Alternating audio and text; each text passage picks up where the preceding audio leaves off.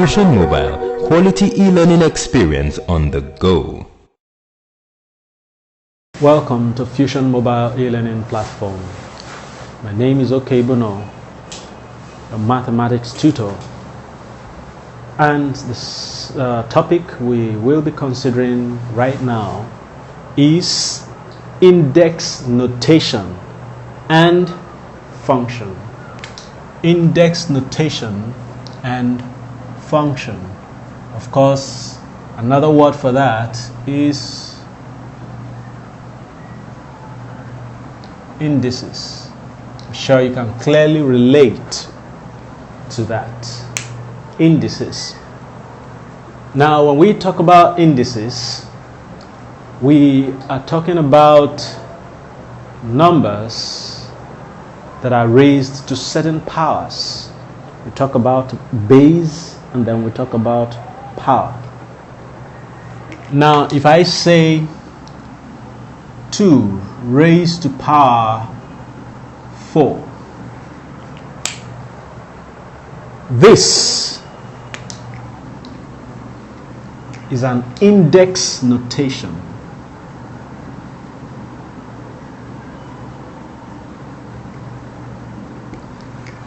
Now, in this index notation, 2 here is our base,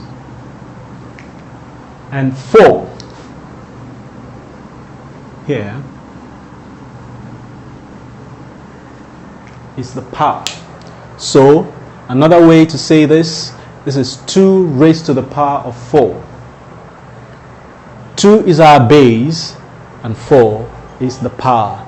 And this expression as it is, or this notation as it is called index notation.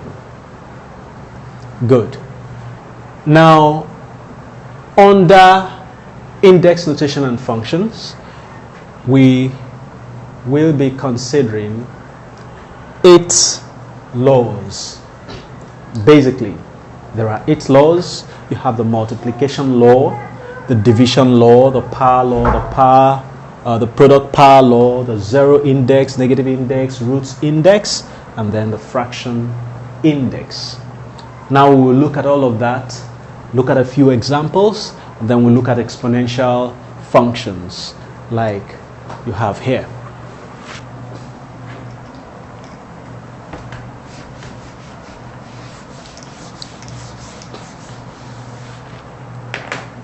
Multiplication law.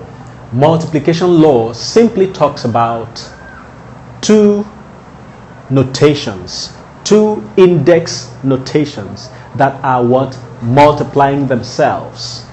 We have, for instance, 2.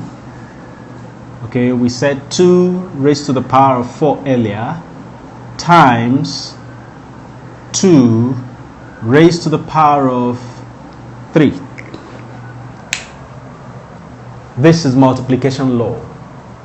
Now, it is important to note that if you are solving any problem in multiplication law, the basis must be the same. Whether you are multiplying 2 notations together, 3, 4, you will first of all ensure that the basis of these various notations are the same. Else, you can do nothing. Okay? You can do nothing beyond that point. The only time you can do the multiplication right is when the bases are the same. You can see the base here is what? 2. The base here is what? 2. The powers can be different. That doesn't matter, because what the powers are there to do is to give us the final result by simply adding up. So we have 4 plus 3. The powers do what? They add up to give us the final answer. And what is the final answer here? 2 raised to the power of 7. It's as simple as that. This is multiplication law. Now, when we talk about division law, in index notation,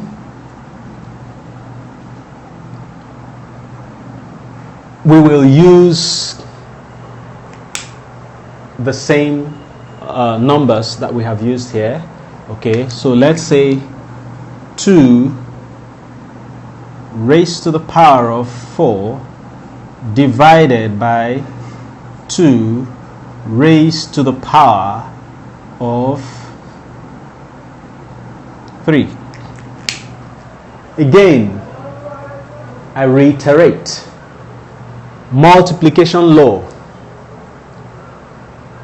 does what? Adds up the powers. First of all, the base must be the same.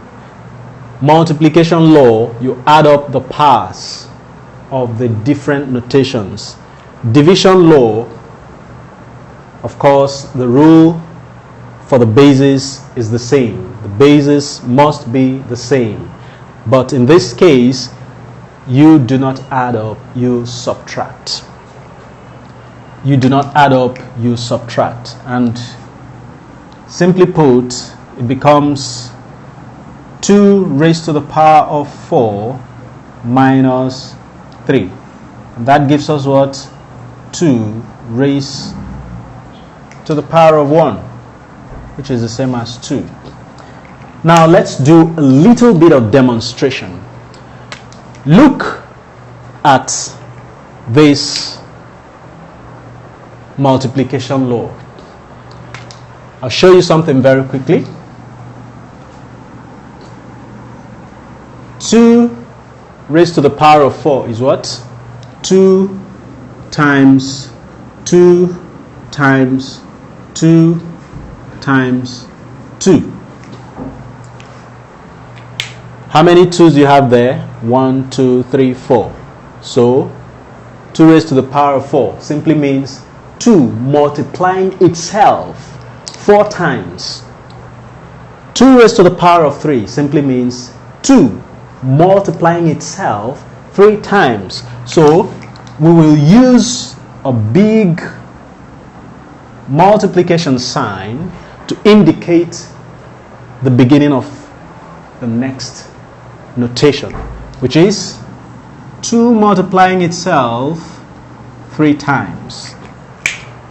Now 2 has multiplied itself 4 times, and 2 has also multiplied itself 3 times. How many times in all has 2 multiplied itself?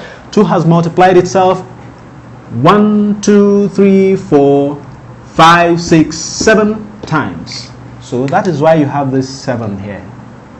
Is that clear? You have this 7 here because 2 multiplied itself 4 times, then went ahead to multiply itself again 3 times, in total multiplying itself 7 times. So that's why we have 2 raised to the power of 4 plus 3, and that gives us 7. Now the same here, division. What does division say? Division says 2 times 2 times 2 times 2 all over. Okay, that's our line of division. Then 2 will now go on to multiply itself 3 times.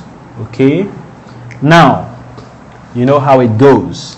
When this cancels this, okay, this goes with this goes with this, and we're left with just 1, 2, okay, which is 2 raised to the power of 1, which is the same as 2, just like you have here. So when we said 2 raised to the power of 4 minus our division sign here, of course, transforms to minus in the power region, okay, and then 3, which left us with 2 raised to the power of 1, that is 2, just like we have demonstrated here.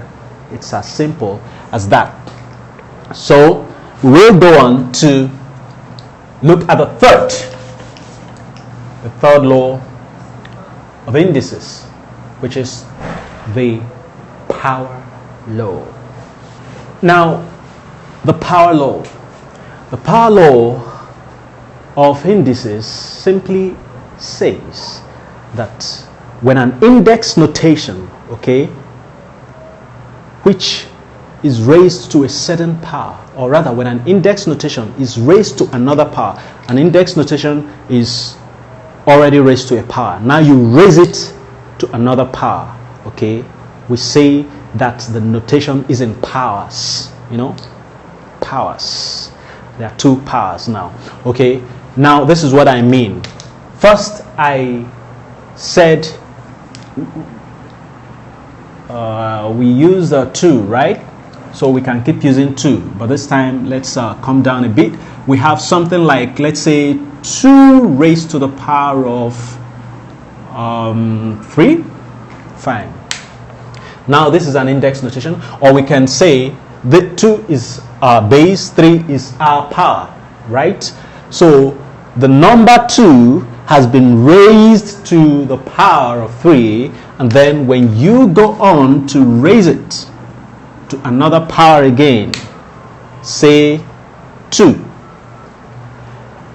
this expression or this number 2, okay, will simply gain a power that becomes the product of the two powers,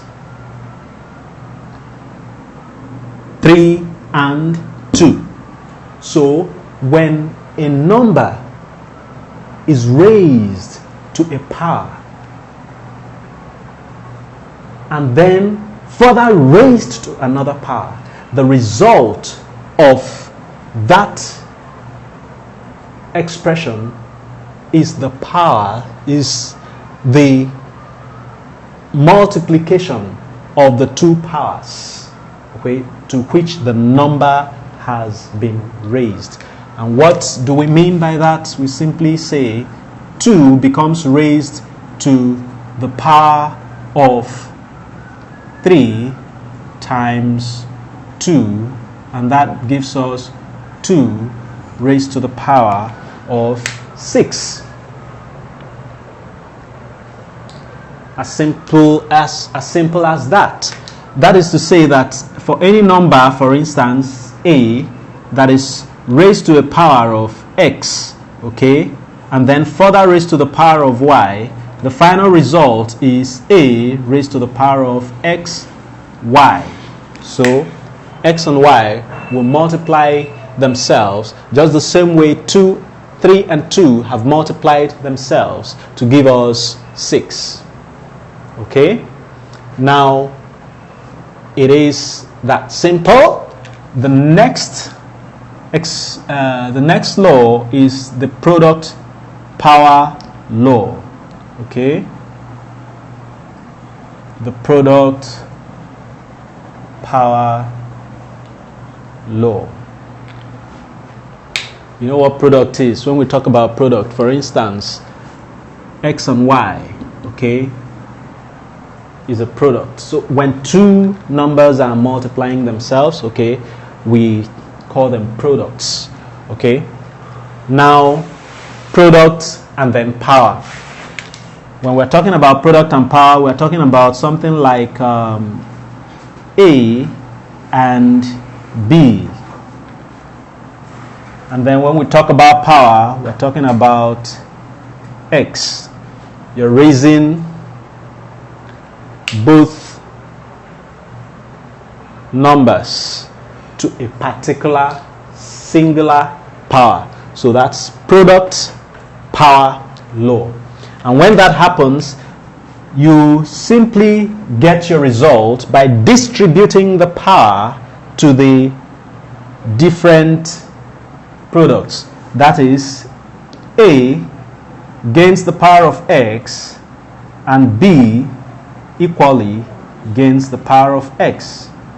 So what it simply means is that, for instance, if we have 2AB raised to the power of 2, for instance, our answer or result will become 2 remember, we will distribute this power to the different elements, okay, within this very term here.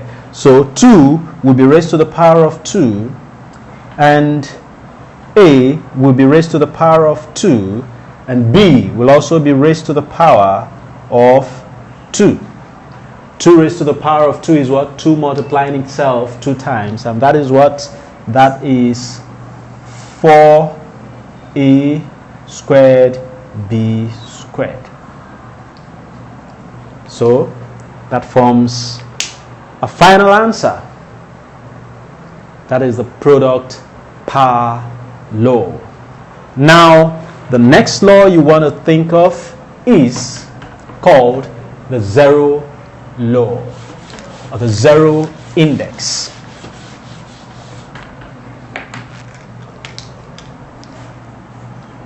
That's 6.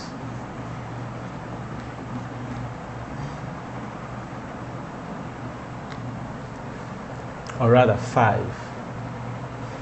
Oh, sorry. This is 5. Made a mistake there. That should have been 4. So this is 5. Good. So the zero index. The zero index simply explains that for any number raised to the power of 0, the result of that number is 1. So if we say 2 raised to the power of 0, it is equal to 1. If we say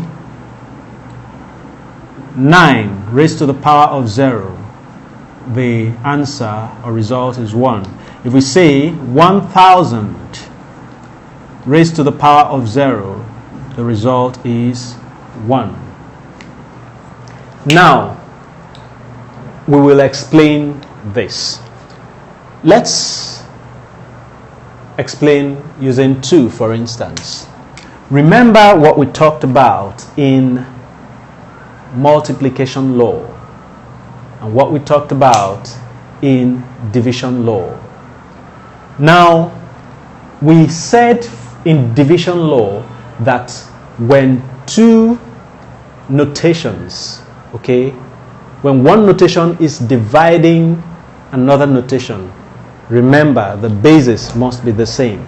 So when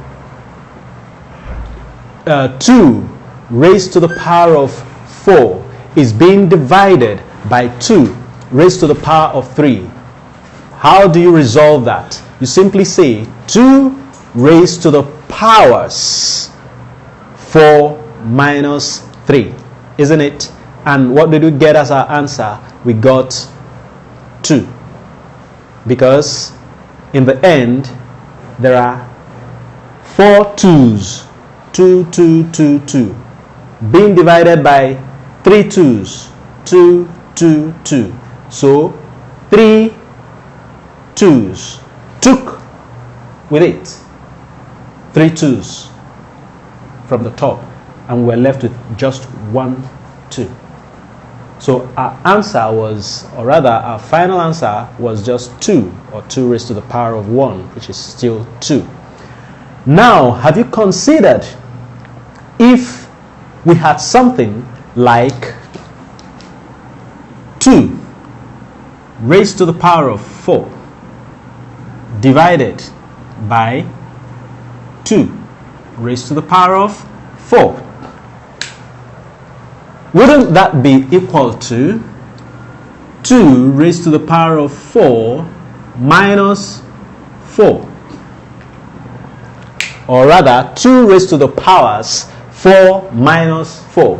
What would that leave us with? That would leave us with 2 raised to the power of 0. Is that not true? Now, when you divide any number by itself, what do you get? When you divide 2 by 2, what do you get? 1, right? When you divide 1000 by 1000, what do you get? 1, right? That is simply the law here. Because we will go further to demonstrate this law. We will have something like 2 in the 4 places, okay,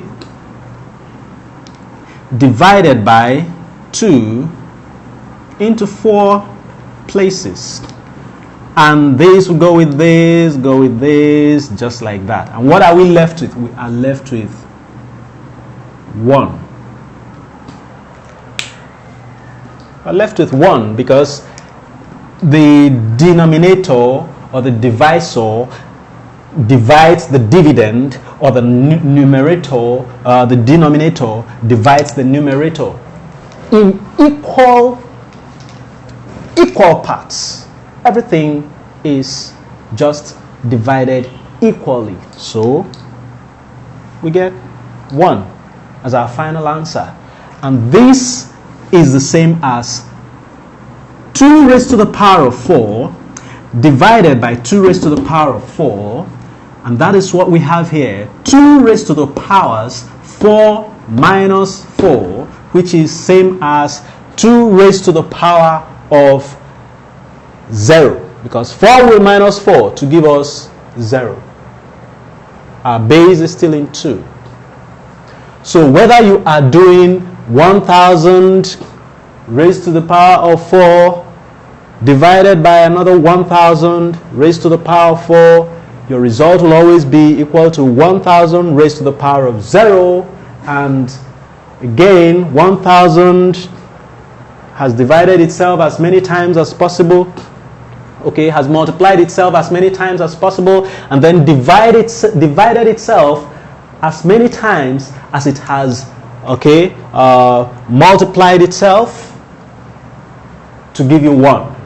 And your answer will always be 1000 raised to the power of 0, which will end up as 1000 raised to the power of 1, which will always be equal to 1. Now that's clear enough, I guess. And the next one, which is our number 6, is called the negative index. Now the negative index simply says that if a number, okay, is raised to a negative power, that will be, that negative power, okay, will become a positive power in the reciprocal of that number. That is, if I raise, let's say 5 to the power of minus 2, negative goes with minus, okay? So if I raise 5 to the power of minus 2, now this very term, or this notation, is the same as writing this reciprocal of that number 5, but now raising that 5 to a positive 2, no longer minus 2. This is what I mean. I mean, if I raise 5 to the power of minus 2, it is the same as 1 over 5 raised to the power of 2. Now there is no longer minus here. Can you see that? The minus has disappeared. But what now came up is this 1 that is above 5.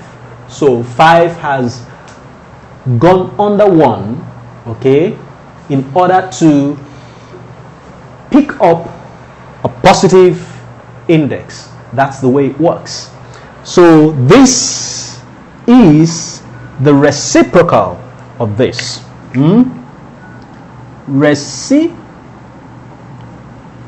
Reciprocal. So when we talk about reciprocals, we're talking about 1 over that number. So 2, okay, the reciprocal of 2 is what? 1 over 2. The reciprocal of 3 is what? 1 over 3. The reciprocal of 4 is what? 1 over 4. So, for any number, its reciprocal is 1 over that number. Is that clear? Good. So, if you are raising any of these numbers, okay, to a particular power, let's say this one is being raised to the power of 2, okay, to the power of minus 2, in the reciprocal we have 1 over 2. 3 raised to the power of minus 3, in the reciprocal it becomes 1 over 3 raised to the power of 3. If 4 is raised to the power of minus 2, in the reciprocal it becomes 1 over 4 raised to the power of 2. So the negative index disappears in the reciprocal. Now that is the law of negative index. Alright, by way of demonstration, let's look at this a little bit deeper. Okay, let's assume that we have 5 raised to the power of 5, okay, divided by 5 raised to the power of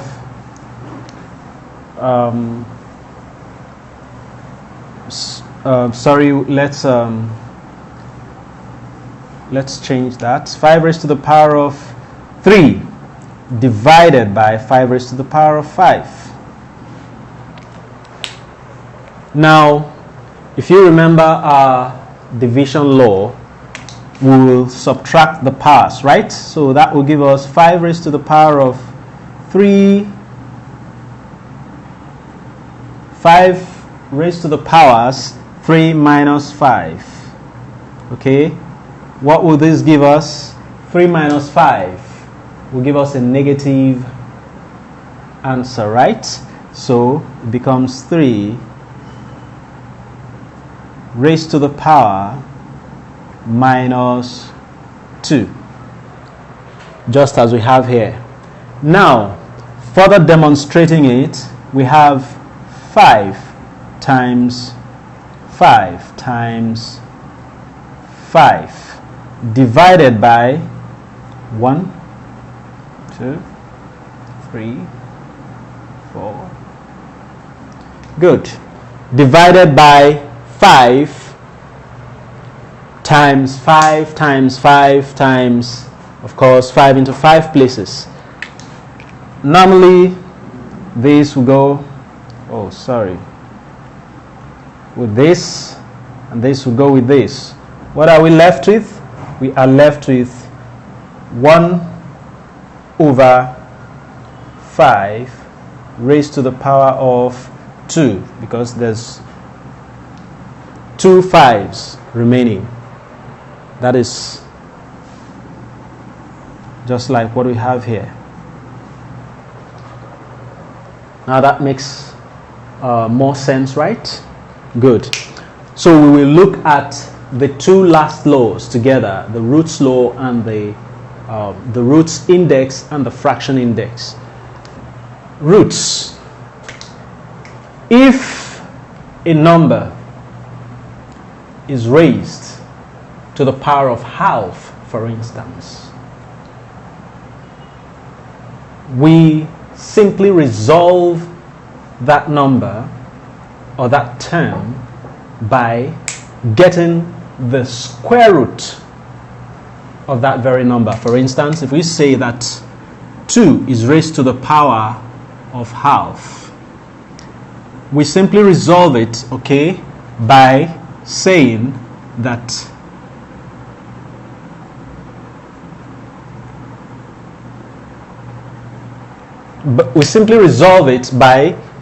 getting the square root of 2. If we say that 4 is raised to the power of half, we resolve this term by getting the square root of 4, which of course is 2.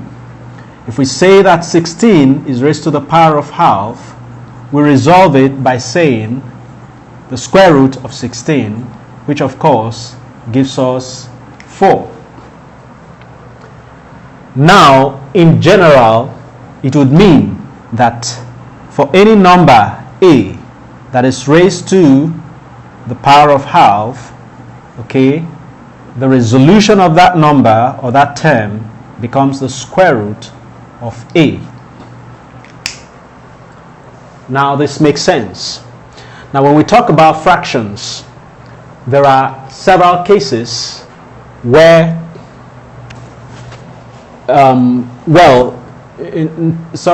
before we proceed to fractions, you could also have a case of other roots. You could have a case of cube roots.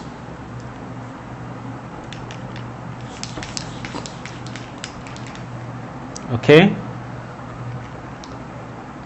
You could have a case of cube root. In this case, we look for the cube root of 2. And in this case, we look for the cube root of 8.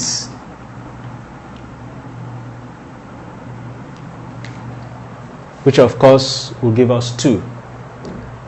Now talking about fractions, there are occasions where the powers are neither half, nor 1 over 3, nor 1 over 4, nor 1 over anything, but rather fractions of, say, 2 over 3, 3 over 4, 2, just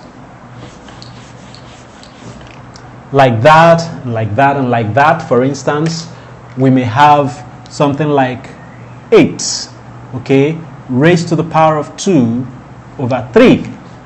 Now this clearly is a fraction, okay, so we see 8 being raised to the power of 2 over 3.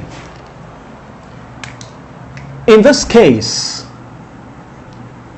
what we simply do is that which is under in the power region, that is what our denominator will go on to form the root of 8, while 2 becomes the power to which the final expression is raised. Now this is what we mean. This 3 that is here as the numerator comes here, so we have cube root of 8, now all raised to the power of 2.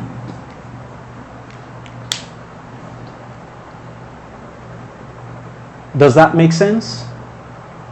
Good.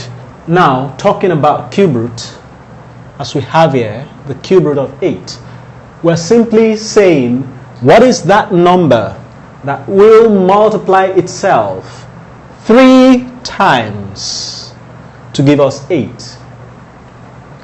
What is that number that will multiply itself 3 times to give us 8? And of course, if you go on to resolve that, you will know that 2 will multiply itself 3 times to give us 8. So 2 times 2 is 4 times 2 is 8.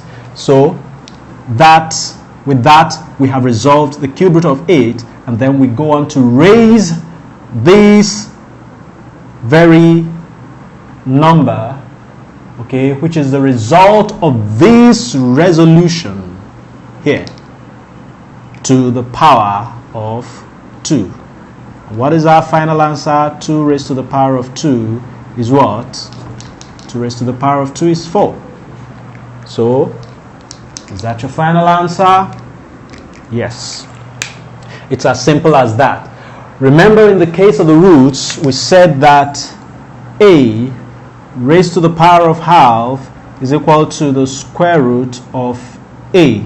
That is, any number raised to the power of half, okay, is equal to the square root of that number. The same rule goes that any number that is raised to the power of 1 over n, okay, we resolve that very term by getting the nth root of that number. So in the same vein, if we have a raised to the power of n over m, the resolution becomes the mth root, okay, this is m, root of a, all raised to the power of n. So it is that simple. Always remember the numerator, okay, the numerator of this term forms the general power to which the rest of the term is raised, while the denominator, which is m, becomes the root of the number in question, or the number or the base in question. So with that, we have come to the end of the laws of indices. We will proceed to exponential functions, and then we'll look at one or two problems from there. Exponential functions. Now, when we begin to talk about exponential functions, we are starting to delve into the realm of equations, resolving equations with respect to indices. Okay, now we're probably going to be looking at unknowns. The unknown can be the index of the number, or the term, the notation. The unknown can as well be the base. It does not matter.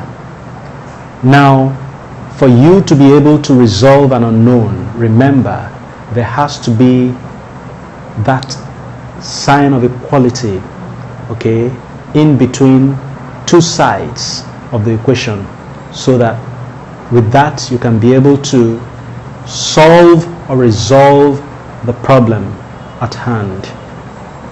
Now, when we talk about, for instance, a question like, now when we talk about a question like 2 raised to the power of x is equal to 16, we have an unknown here, and the unknown is x, and it is a power.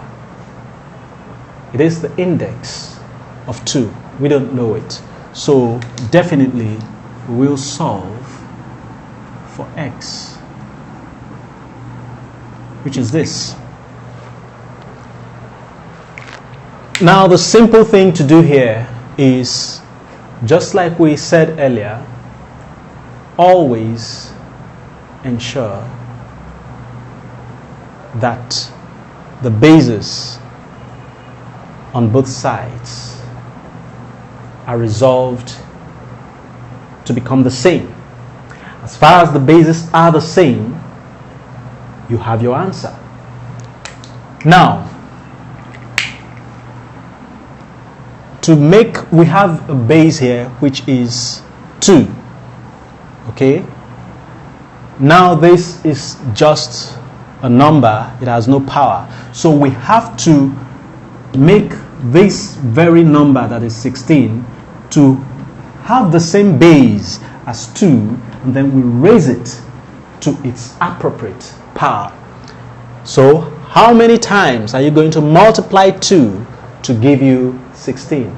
4 times. So our equation now becomes 2 raised to the power of x is equal to 2 raised to the power of 4.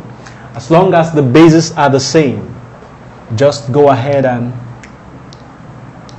strike them out. So x becomes equal to 4. It's that simple. Quite simple, right? Now, we will look at another example. Okay, so we look at another example. We have simplified 3 raised to the power of 2x equals 27. Once again, the situation is about the same as what we had in the previous example. 3 is a base, 2x is the index, 27 is a number. Now we have 3, which is a base that is carrying an unknown, which is x. Now we must do our bit to convert this 27 into into a term, or into an index form, okay, of a number that has the same base as 3. And once we have that, we are right in the middle of our solution. Now 3. So what do we do to this number to get a base that is also 3? How many times will 3 multiply itself to give us 27? 3 will multiply itself 3 times. 3 times 3 is 9, times 3 is 27. So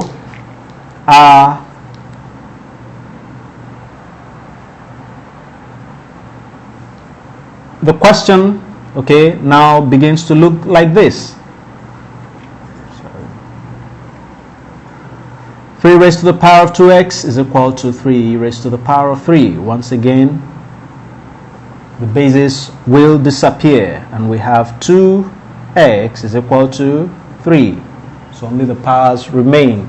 And then x becomes equal to 3 over 2. Right? 3 over 2 is the same as 1 whole number 1 over 2.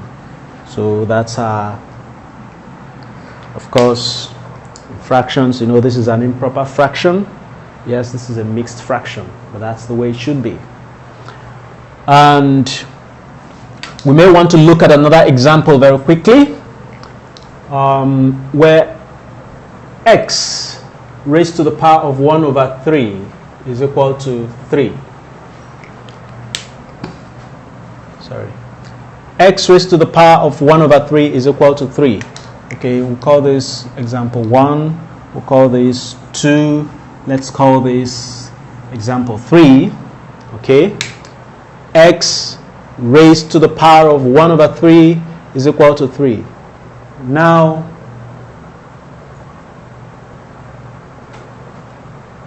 in this case, you clearly see that the base is where we have the unknown. In the earlier examples, our unknowns have been with the index. The index. But this time around, our unknown has descended to the base. So how do we resolve this? The principle is still the same. What we do is we do our bits to get this and this to have a common grounds on which they can be resolved. Now, how do we give them a common grounds? Let's tinker a bit.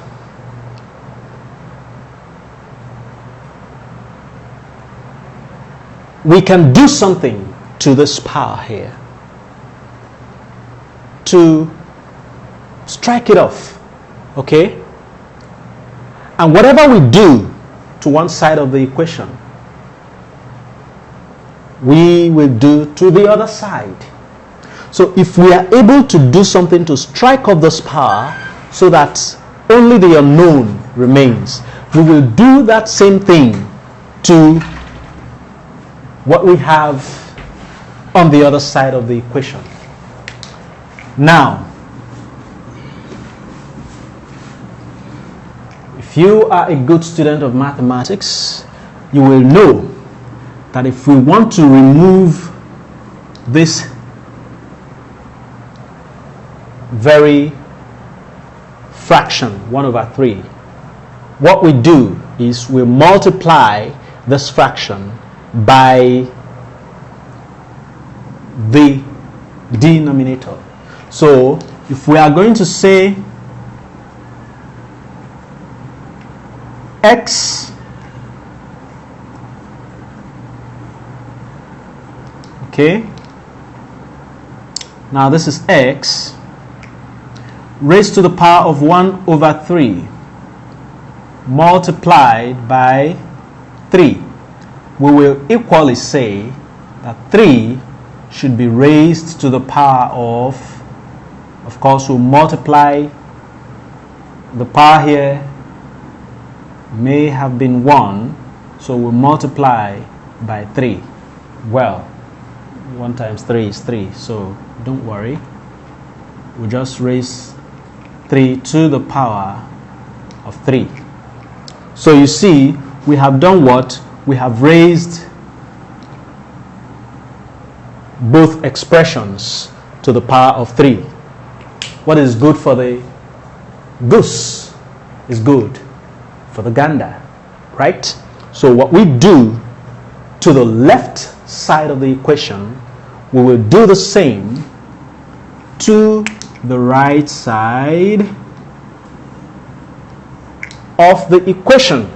So if we are raising x raised to the power of 1/3 to the power of 3, in order for this to cancel this, we will also raise 3 to the power of 3. So here we are left with x equals 3 raised to the power of 3. And what is our final answer?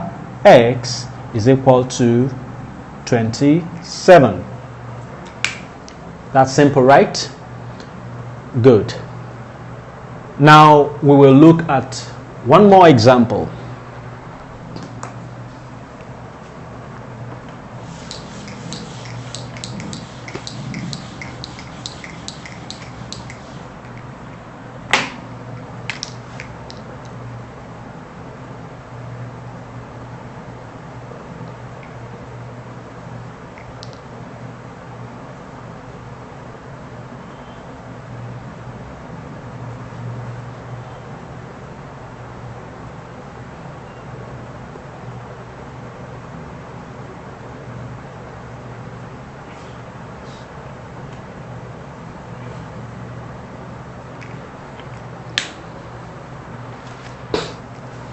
Now what we have on the board appears to be a little bit different. We have an equation, okay, but it's longer than the earlier two or the earlier three we've solved. Now if you look at this expression or this equation on the board, okay, you will notice that we have two terms bearing the unknown in the power of x. However, these two numbers, 25 and 5, they sure have something in common, okay, because 25 is a multiple of 5. That is to say that we can actually reduce 25, okay, to have a base of 5. So here we can say that 5 raised to the power of 2. Of course, you know that 25 is 5 times 5, okay, minus 5 raised to the power of x minus 20 is equal to 0. We have not done anything very fantastic. All we have just done is we have been able to show that 5 can actually appear here and also here. Good. Now we can further resolve this by saying that we can rearrange the equation. Let's look at it this way. We would simply say 5, okay, raised to the power of x raised to the power of 2 minus 5 raised to the power of x minus 20 is equal to 0. And then we can say let 5x, okay, equals p. Okay, so let 5x equals p. Now if we make 5x p, what we would have is p squared, this is not Paul and Peter, okay, minus p minus 20 equals 0. Sure, this looks like an equation. It is called a quadratic equation actually. Quadratic because of the 2 that you have here in the first as the power of the first term. So when we to resolve equations like this, what we do is we try to get this number that is in the middle. We do our best to split it, and we split it in such a way that we will get, now this is p, remember there is 1 here, we do not show it, but of course it's 1p that is here, it's 1p, okay. It's only when it becomes 2 that's when you start writing maybe 2p, 3p, 4p and all of that. But as long as it's just 1p, you don't need to write the 1. So we have 1p there. So we look for 2 numbers, okay, that can be multiplied together to give us minus 20, but they will add together to give us minus p. What are the 2 numbers? The 2 numbers that when you multiply them together, they will give you minus 20, but when you add them together, they will give you minus 1p. Now what are the 2 numbers you can multiply together to give you minus 1, and of course that you can multiply together to give you minus 20 and add together to give you minus 1? We should be thinking about 4 and 5. 4 and 5. Now which side, which number carries the minus and which number carries the plus? This is minus 1. So the number that will carry minus, okay, should be the greater number, so that when you add them, you will have minus 1 as the result. So minus 5 plus 4 would definitely give you minus 1. Not so, which is, like I said, we don't write the 1. So minus 4, or when you say 4 minus 5, definitely your answer is going to be minus 1. Okay, so we are going to be dealing with two numbers, okay, which is 4 and 5. So we have p squared minus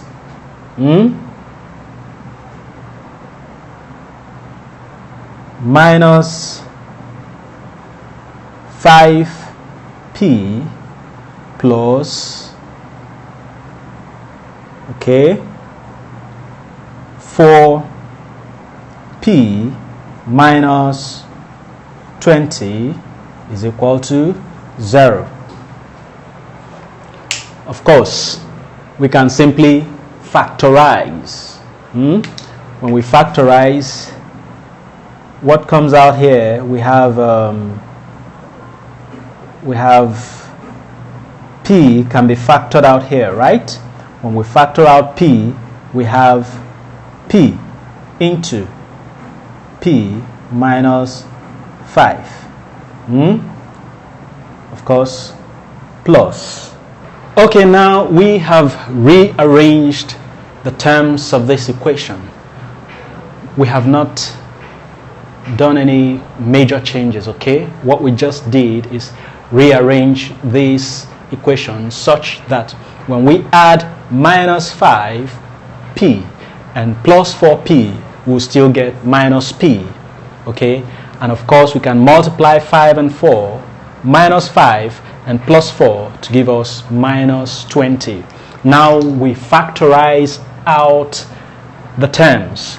Here we can factorize p out of this equation to have p minus 5 plus, and here we can factorize out 4, okay, to have p minus 5 equals 0.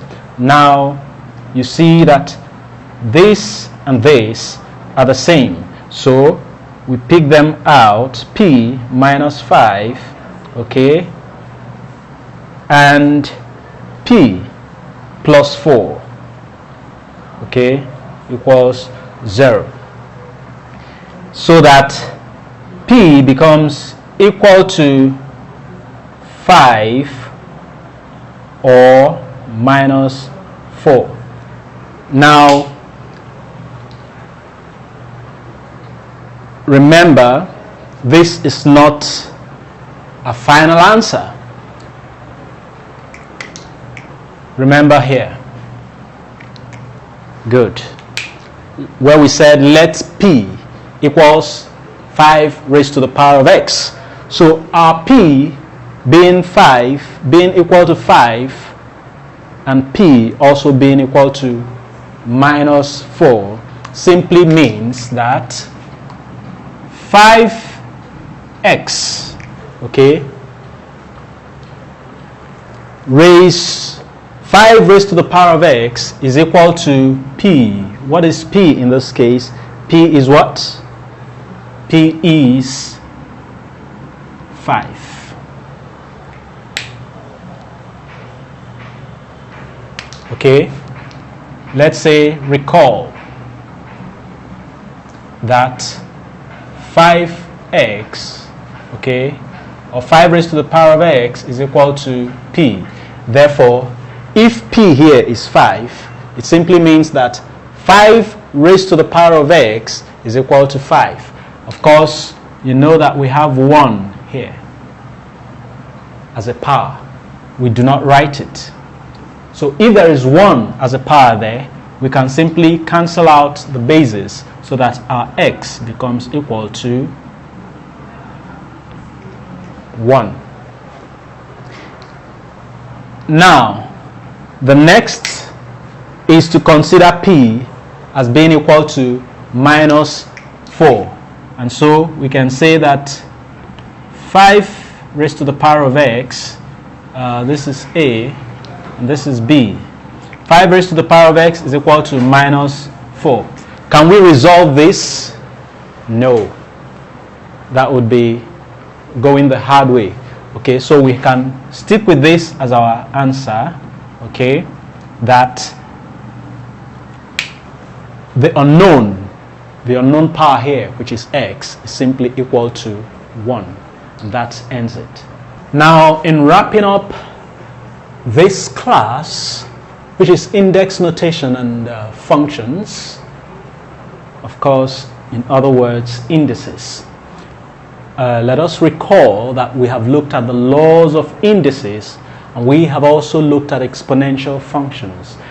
Under the laws of indices, we considered the multiplication law, the division law, the power law. Okay, now in the power law, let us recall we said that in the power law you have a number, okay, that is raised to a power, and then the term itself is raised to another power. So for instance, if we have 2 raised to the power of 3 and they are all raised to the power of 2, and we said this becomes what?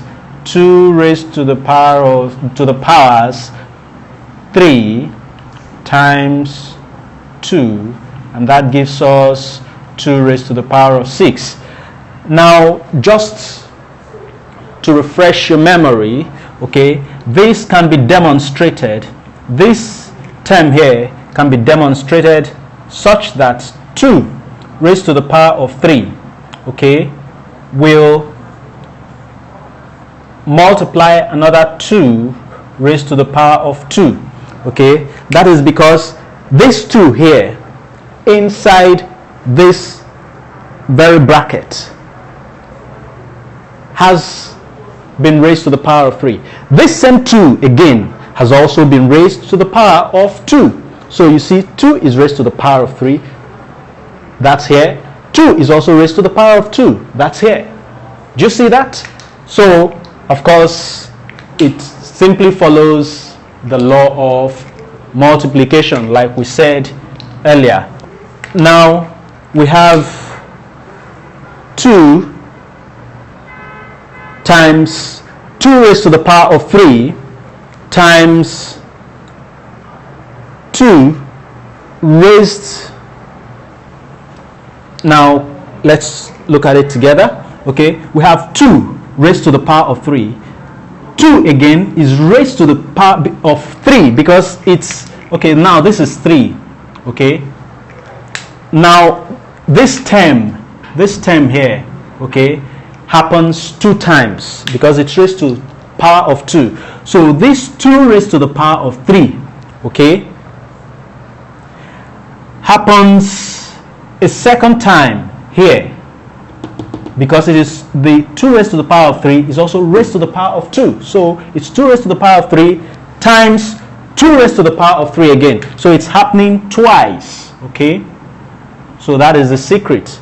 So of course, when you say 2, okay, this is simply 2 raised to the power of 3 plus 3.